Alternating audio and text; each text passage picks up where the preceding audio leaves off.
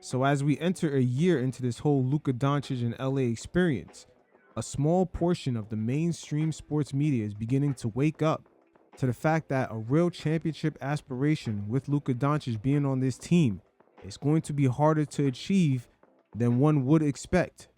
Colin Cowherd right here makes a comparison to Luka's lack of defense to another similar superstar in Carmelo Anthony. And in his soliloquy, there is an acknowledgement that this does not necessarily all fall on Luka, as Rob Pelinka's lack of off-season moves is really coming into question. Let's not forget the Dallas Mavericks have laid down the blueprint of how to build a team around Luka Doncic. You got to have a lot of versatile wings defending multiple positions and occasionally being able to knock down that three-point shot.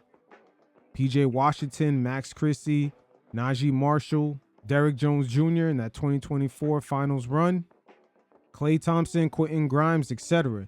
And part of that formula does include a couple of high flyers at center. Guys like Derek Lively, Daniel Gafford, and even to a degree, the only thing that Rob Pelinka did right on the current day Lakers is going out and getting DeAndre Ayton. So just taking a step back and looking at this from the outside in, we're all left to wonder, what offseason plans did Rob Pelinka really have? LeBron, even though having that player option, if Rob Pelinka had a great plan, they could have restructured his deal and make more room for the Lakers to get more versatile wings to back up Luka defensively. When you had players like Norman Powell sitting out there in the offseason, not necessarily getting an extension from the Clippers, there were opportunities to at least structure this little bit of last run with LeBron and Luka in a different way to perhaps put them in a real position to win. Here's Colin Cowherd right here, a big part of the mainstream sports media, and even they're starting to wake up to some of these dynamics. You guys check it out, and every once in a while, I'll check in. The Lakers are 29-19. LeBron's 41. And when he and Luka are on the court together this season, they're on minus 70. They can't play together. Why? Because something I've been shouting from the beginning of the season. Do not be fooled by the Lakers. The Knicks are not fooling you. The Knicks fired a coach. They shouldn't have. They brought in Mike Brown. He's a veteran. It's going to take him a while to figure it out. The Knicks fans wanted to jump off of one of those, those New York, Midtown buildings. Take a deep breath. New coach. The Knicks have a lot of elements that a lot of teams would like to have. OG, you could trade him tomorrow. Mikal Bridges, Josh Hart, Jalen Brunson, even Cat can score against almost any big. The Knicks are not fool's gold. But what you're watching with LeBron, I saw a stat this morning. Do you know who the three slowest defensive players in the league are? James Harden is number one. Do you know who number two is? LeBron. You know who number three is? Luka. And I'm pretty sure Austin Reeves is not that far behind. The real thing to point out here is Rob Pelinka already knowing this, seeing the formula that Dallas had with Luka before. Why wasn't there any offseason moves made? And even if there was an idea of what to do, LeBron James just having his whole enterprise in LA, he doesn't want to leave. He would have restructured his deal in a way to make this team competitive. If we really had to place our bets and go all in, it's not far-fetched to come to the conclusion that Rob Pelinka didn't really have any plans. Once again, Rich Paul alluded to this in his Cold War podcast with Max Kellerman. In the entire league, they have two of the three slowest players. What does that mean? It's roster construction. And when Austin Reeves comes back, it's going to be fool's gold.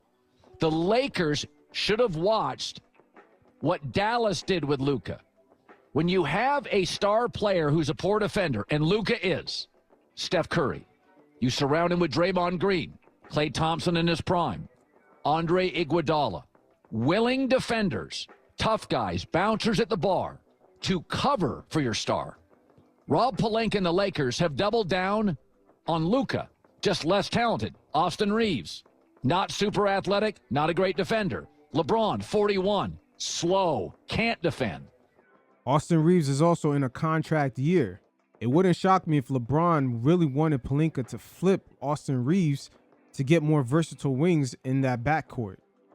Let's not get it twisted. Even though LeBron James is at the age of 41, the way he's performing out there and just him when he's locked in being a much better defender than Luka, It's not really that hard to believe the gap between the two is not that far off, especially when you have to perform deep in the playoffs, and that defense is definitely more emphasized. Oh, let's go get DeAndre Ayton. Below average defender. They just keep adding players who are not athletic, fast, quick, and can defend. But when you go back to when Luka succeeded in Dallas, they had Daniel Jones, they had Gafford protecting the rim, they had the Duke rookie. Oh, they were athletic. You've got to cover for Luka. And I've said this before about Luka. When he came to the Lakers, I said, stop pretending he's LeBron. LeBron, Kobe, MJ in their prime, Duncan in their prime, Kareem in his prime, Bird in their prime. These guys gave you maximum defensive effort. D. Wade in his prime. Luka's Carmelo, a better version. He's never going to be in great shape for any extended period. He's not interested. Defense is a hobby. Sometimes he's into it, and then he loses patience or interest. And I'll say this about Luka, he's a lot better passer, but the way the ball doesn't necessarily move as much on offense, he does have similarities to Carmelo, ball stopper right there. And I would say deep in the post or just in the elbows, Carmelo would have a lot better defense than Luka. And so these new owners inherited this Lakers situation. Okay, the Knicks record looks like the Lakers record, but when they play, you can see the clear difference. They've got OG's a defender. By the way, the Knicks realize Jalen Brunson's a below-average defender. So they get guys who can defend. Mikal Bridges, OG. Josh Hart, it gives you everything he's got. Hey, Cowherd, are you saying Rob Pelinka is fucking up right here? Where was his offseason moves after he landed his big fish? This right here is exactly what Rich Paul alluded to in his podcast with Max Kellerman. And the real litmus test for Rob Pelinka is going to be when Luka's eligible for that 10-year Supermax.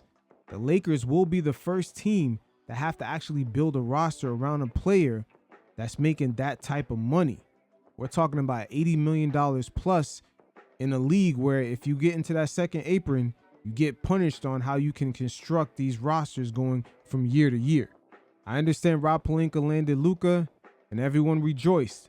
But his true genius, or just him being known as that guy who could build a team, that litmus test is going to come when Luka gets that new max contract in 2 more seasons. Right? They had the kid, DiVincenzo, who, by the way, done a great defender, great effort player. But they had to eventually move off him. Another great tough guy. So I'm watching this yesterday, and it's you see the records, and a lot of people would say, well, the Lakers have got it going because they've got the best player, Luka. But do the Lakers and the new owners realize when you have Luka, you've got to build a wall of athletic defenders around him. And Austin Reeves and LeBron, that's not the answer. That is the opposite of the answer.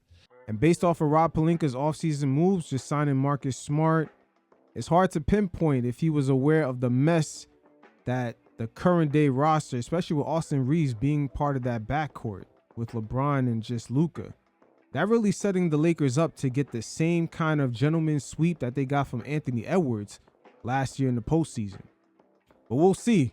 Rob Pelinka definitely could have worked things out with LeBron James where he didn't have to opt in for that $50 million, and then he could have worked his magic just like how he allegedly did to get Luka, to try to get guys like Norman Powell. Miami end up trading for him and getting him on a good deal.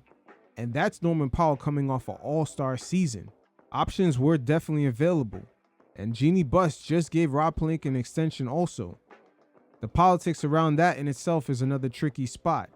But the Lakers do have a history of letting too many guys get to the position that Austin Reeves is at today, where he could possibly walk away from this team as a free agent. The same thing happened for Alex Caruso when the Lakers did have an opportunity to extend him early.